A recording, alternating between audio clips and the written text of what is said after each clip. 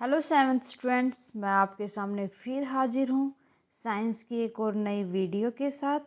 Science में हम discuss कर रहे थे chapter number 9 soil. So student, soil की हमने थ्योरी पढ़ ली थी और एक्सरसाइज जो बैक में हमारी एक्सरसाइज के क्वेश्चन आंसर है उनमें से क्वेश्चन नंबर 4 तक हमने डिस्कस कर लिया था। होप वो वीडियो आपने देख ली होंगी।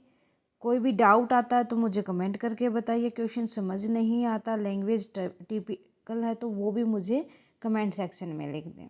ओके, आज की क्लास में स्टार्ट करने जा रहे हैं student question number 5 to 8। Let's start question number 5 जो कि हमारा पेज नंबर 105 के ऊपर है एनसीईआरटी की बुक में। Okay, so question number 5 is how is clay soil useful for the crops. कि जो क्ले सॉइल होती है हमारी, वो क्रॉप के लिए, फसल उगाने के लिए यूज़फुल क्यों होती है? क्योंकि भाई जो क्ले सॉइल होती है उसके अंदर जो पार्टिकल्स होते हैं वो बहुत ही छोटे साइज़ के होते हैं और इजीली पैक्ड होते हैं और वो वाटर को बहुत ही ज़्यादा मात्रा में ऑब्जर्व करके रखते हैं। इस वजह से जो क्लेई सॉइल होती है उसके अंदर ऑर्गेनिक मैटर बहुत ही ज़्यादा मात्रा में होते हैं, जो कि हमारी वीट हो गई, ग्राम हो गई, पैडी हो गई, तो उनको उगाने के लिए बहुत ही सही होती है। ठीक है, इसीलिए यहाँ पर क्रॉप करना बहुत ही इजी होता है और यूज़फुल होता है। Due to the very small size of the particle of clay soil, particle are packed tightly and therefore can retain water. Clay soil is also rich in organic matter for growing crops such as wheat, gram, paddy.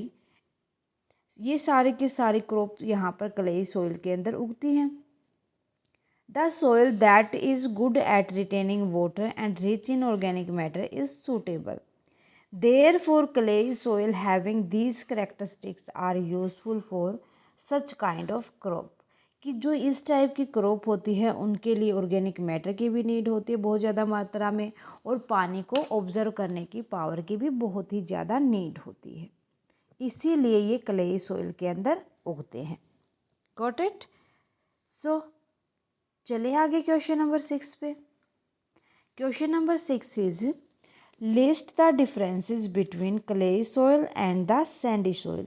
आपको differentiate करना है clay soil को और Sandy soil को। Clay soil जिसके particle बहुत ही small size के होते हैं, सैंडी सॉइल जिसके अंदर पार्टिकल बहुत ही लार्ज मात्रा में होते हैं।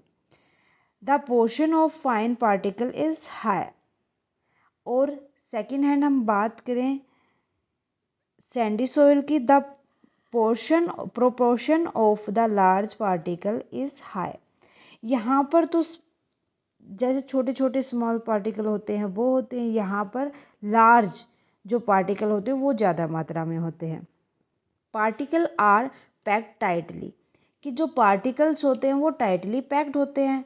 But in sandy soil particles are loosely packed. जो पार्टिकल्स होते हैं वो क्या होते हैं? लूजली पैक्ड होते हैं। It can hold good amount of water. देखो, टाइटली पैक होंगे अगर पार्टिकल तो वो वाटर को भी होल्ड कर पाएंगे, अगर लूज होंगे तो क्या कर देंगे? Its ability to retain water is low, कि इसके अंदर पानी को ऑब्जर्व करने की एबिलिटी बहुत ही कम होती है। Okay, so next fourth differences देख लेते हैं। Water can not drain quickly, कि जो पानी है वो एकदम से सूखता नहीं है यहाँ पर क्लेई सॉइल के अंदर। But in sandy soil water can drain quickly, कि जो पानी वहाँ से मिट्टी में से बहुत ही जल्दी निकल जाता है।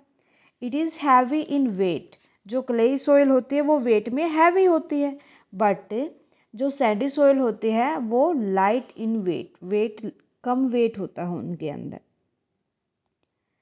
सिक्स्थ देखो, less air is trapped between the particles, कि बहुत ही कम मात्रा में ये पार्टिकल इतने टाइटली होते हैं, क्लोजअप होते हैं कि उनके अंदर से एयर पास आउट नहीं कर सकती।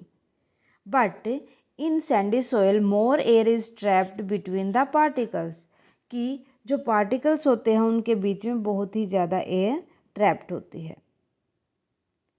Seventh and last, it is rich in humus, यहाँ पर बहुत ही ज़्यादा ह्यूमन्स होते हैं, मीन्स यहाँ पर जो ऑर्गेनिक मैटर होते हैं वो रिच मात्रा में होते हैं। बट सैंडी सॉइल में ऐसा नहीं होता, it is not rich in humus, यहाँ पर ह्यूमस ज़्यादा नहीं होता।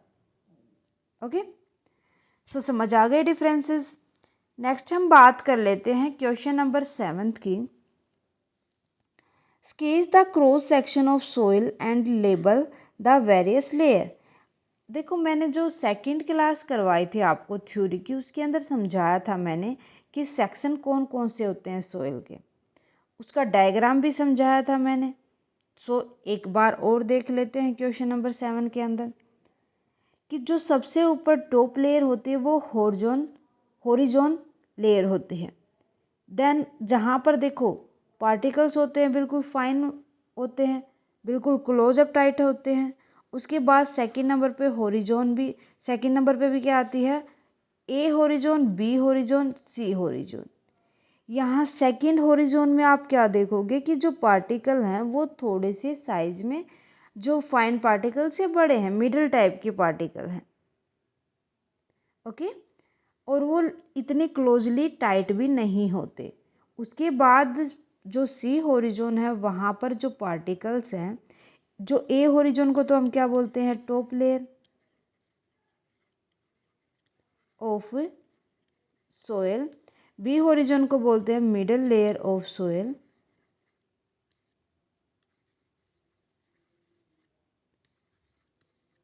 और थर्ड लेयर को बोलते हैं लोअर लेयर या लो लेयर ऑफ सोयल। ठीक है, उसके बाद ये आते बेड रॉक, सबसे लास्ट वाली रो होती है। जो बेड रॉक होते हैं वहाँ पर बहुत ज़्यादा पत्थर होते हैं, रॉक्स ज़्यादा होते हैं। ठीक है, सो समझ आ गया। जो अगर हम बात करें रूट होल्डिंग की, या जहाँ पर सबसे ज़्यादा रिच मात्रा में ह्यूमन्स होता है या ऑर्गेनिक मैटर होते हैं, वो कहाँ पर होते हैं, ए होरिजोन के अंदर। ओके, सो नेक्स्ट देखते हैं हम क्वेश्चन नंबर 8।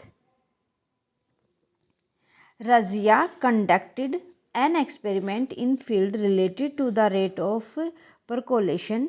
परकोलेशन क्या बताती है कि जब कोई भी सोइल है वो हमारी किस टाइप की है, उसके अंदर वाटर होल्डिंग कितना है ना।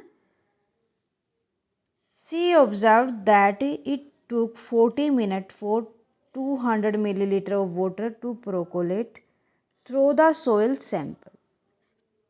कहते हैं वो क्या ऑब्जर्व करती है कि वो 40 मिनट के अंदर 200 मिलीलीटर वाटर को ऑब्जर्व कर लेता, प्रोकोलेट कर लेती है उसकी सोइल सैंपल।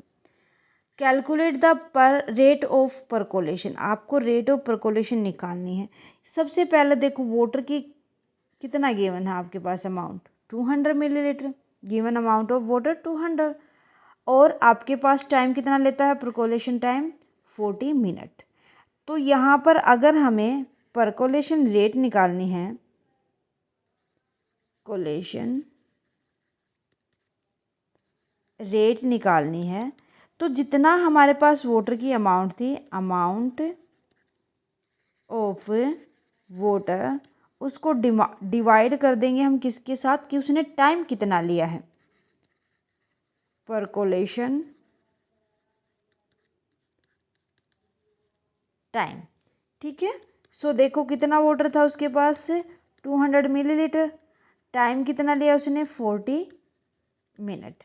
कट कर देंगे, 0 से 0, 4 5 जा 20, तो 5 मिलीलीटर पर मिनट परकोलेशन रेट हो जाएगी। ये इस तरीके के क्वेश्चन बहुत बार पूछे जाते हैं आपसे, तो आपको अच्छे से समझ के चलना है कि परकोलेशन रेट होती क्या है और किस तरीके से हम उसको फाइंड आउट करते हैं। ओके, हो सकता है क्वेश्चन के अंदर आपको घुमा फिरा के भी दे दें, आपसे को परकोलेशन रेट गिवन हो और आपसे पूछ ले कि टाइम कितना लिया, या टाइम और परकोलेशन गिवन हो, रेट गिवन हो, आपसे पूछ ले कि पानी कितना इस रेट के साथ उसने परकोलेट किया। ओके, तो समझ आ गए। आज के लिए मेरे ख्याल से बस इतना ही स्टूडेंट। नेक्स्ट क्लास के अंदर जो हमारे बाकी के बचे हुए क्वेश्चन हैं उनको सोल्व कर लेंगे। स्टूडेंट आज की क्लास कैसी लगी प्लीज़ मुझे कमेंट करके बताएं। क्लास अच्छी लगे तो प्लीज़ लाइक और अदर स्टूडेंट के साथ ज़्यादा से ज़्यादा शेयर करें। अगर आप साया सारन क्लासेस पर नए हैं तो फटाफट से साया सारन क्लासेस को सब्सक्राइब कर लें, बेल आइकन को दबा लें ताकि आने वाली क्लास की नोटिफिकेशन आपको मिल सके। Thank you student, bye bye and take care. मिलते हैं नेक्स्ट क्लास में।